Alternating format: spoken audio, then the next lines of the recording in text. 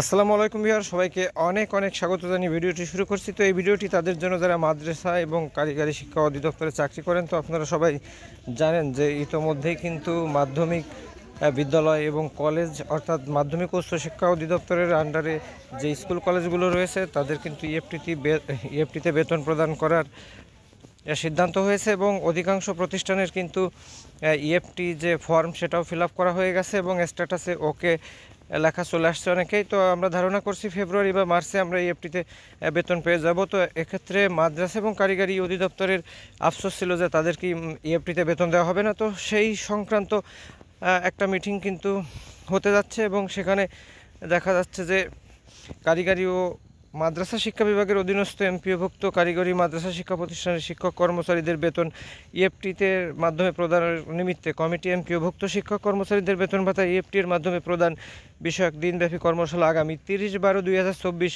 রোজ সোমবার সকাল 9:30 হতে দিনব্যাপী কারিগরি শিক্ষা অধিদপ্তরের 8ম তলার সম্মেলন কক্ষে জনাব সোহাইব আহমেদ খান মহাপরিচালক কারিগরি শিক্ষা অধিদপ্তরের সভাপতিত্বে অনুষ্ঠিত হবে।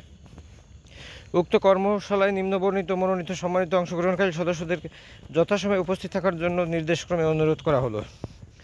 তো আমরা দেখলাম যে আসলে অবশেষে কারিগরি এবং মাদ্রাসা অধিদপ্তরে যেসব শিক্ষকরা চাকরি করেন তারাও কিন্তু ইএফটিতে বেতন পাবেন। তো তাদের যে আক্ষেপ ছিল যে তারা ইএফটিতে বেতন পাবেন না, তো আমার মনে হয় এই মাদ্রাসা এবং কারিগরি অধিদপ্তরের আওতাধীন যত শিক্ষা প্রতিষ্ঠান এবং শিক্ষকরা আছেন তাদের ইএফটিতে তথ্য প্রদান করার পরেই আমার মনে হয় একসাথেই সবাইকে ইএফটিতে বেতন প্রদান করা হবে। তো ইএফটি নিয়ে অনেকেরই কিন্তু মাথা ব্যথা নাই, আবার অনেকেরই আছে, কারণ তারা জানেন যে ইএফটিতে বেতন দিলে বেতন তো বাড়বে না। তো মূল যে দাবি ছিল বেসরকারি শিক্ষকদের সেটা কিন্তু 45% বাড়ি ভাড়া এবং চিকিৎসা ভাতা 500 থেকে 1500 করা, এছাড়াও বেশ কিছু বৈষম্য ছিল সরকারি স্কুল কলেজের শিক্ষকদের।